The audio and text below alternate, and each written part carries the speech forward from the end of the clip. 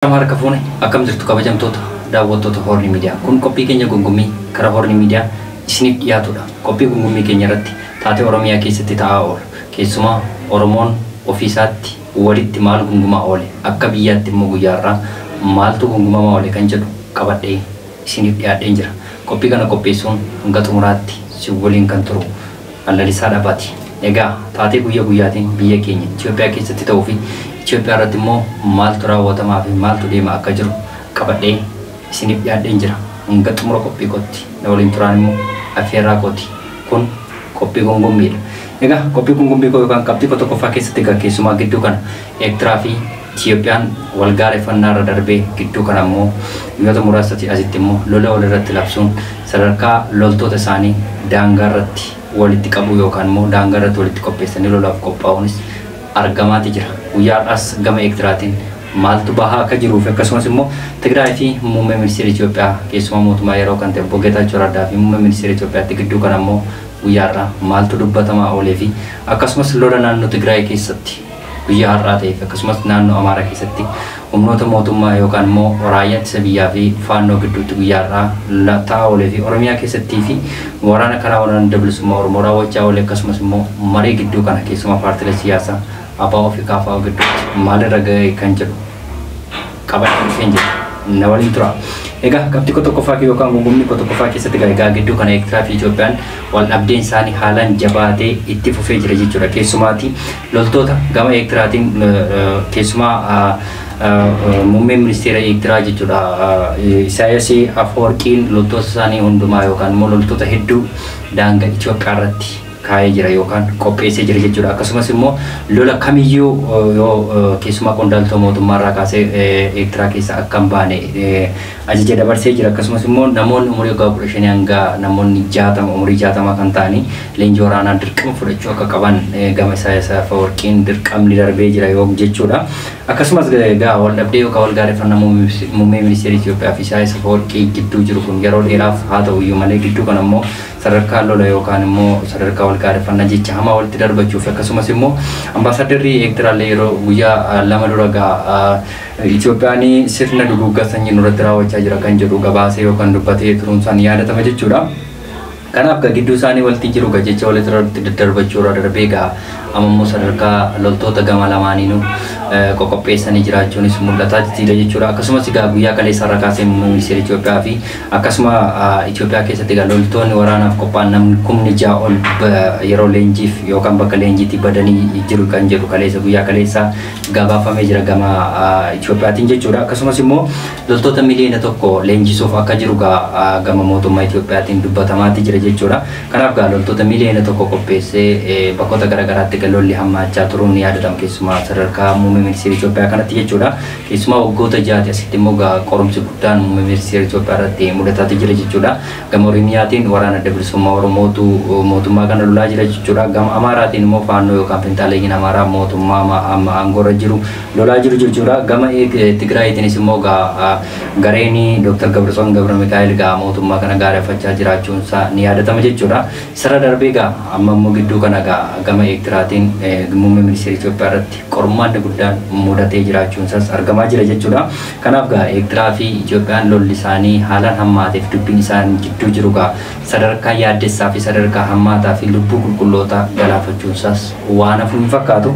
Egaa qabxii lammaffaa keessatti Tigraay fi mootummaan muummee ministeera Itoophiyaa jechuudha gidduu kana immoo haala hammaataa keessa turuun ni yaadatama jechuudha. Guyyaa har'aa immoo sadarkaa mootummaa yeroo kan ta'e yookaan immoo muummee ministeera Itoophiyaa muudee gara Tigraayitti kan ergee Bogeetaachoo Raddaa fi isaan gidduuttis guyyaa har'aa kaasee wal dhabdeen uumamaa jiraachuunis argamaati jira.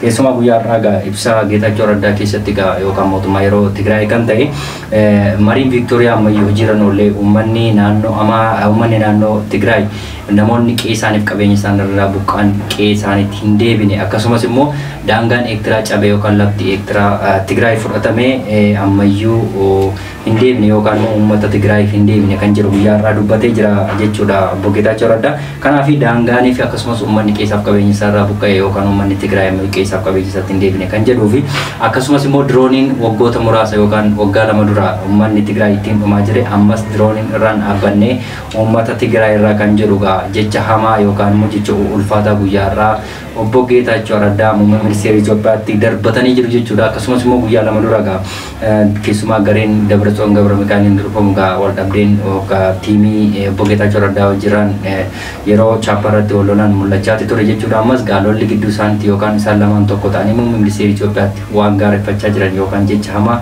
dubbachaa jiran waan fakkaatudha jechuudha. Meedhuma isaa immoo walumaan kan laallu ta'a.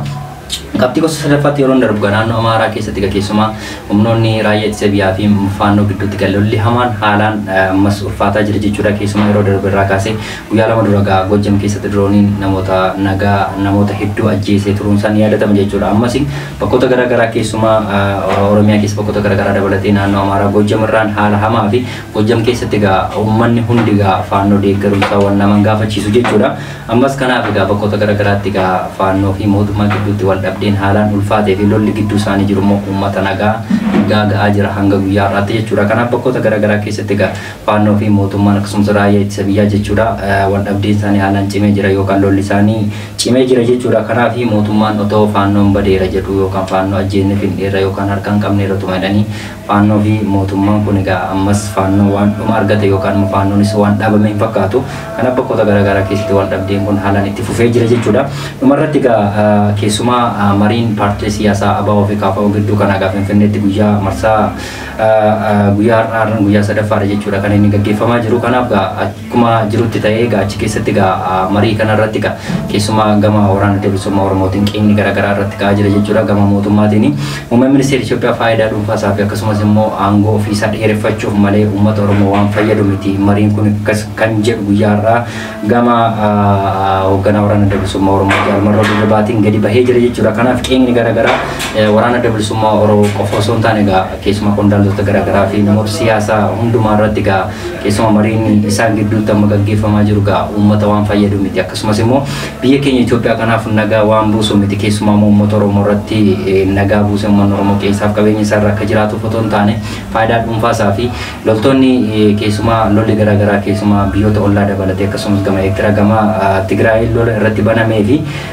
isa kana qolachuuf yookaan isa sana dhaamsuuf yookaan dubbii sana dhaamsee paartileen siyaasaa gara isaa goranii akka biyyoota ollaa kana lolaniif malee uummata Oromoo fayyadee uummanni Oromoo nagaasaaf keessaarra qabeenya isaarra akka jiraatuuf miti kan jedhu guyyaa har'aa gama hoogganaa waraana bilisummaa Oromootiin bahee jira jechuudha. Kanaaf wanti amma ta'aa jiru keessumaa haasoo yookaan diraamaa uummata Oromoo irratti taphatamaa jirudha malee uummata Oromoo waan fayyaduu fi uummanni Oromoo akka mirgasaa fi dhugaa qabu sana akka argatuuf otoo hin taane yaadaa fi ilaalcha isaan qaban akkasumas immoo kun deeggarsa yookaan daboo kadhachuudha kan jedhu gama waraana bilisummaa Oromootiin guyyaa irraa ibsi bahee jira jechuudha. Kanaaf marii kanarratti kanneen argaman hoogganaa KFO yookaan immoo gaggeessaa KFO kan ta'an Pirofeesar Marraa Guddinaa fi gama waraana bilisummaa Oromootiin immoo Jaal Daawud Ibsaatu irratti argamee jira akkasumas miseensota dabalatee jechuudha.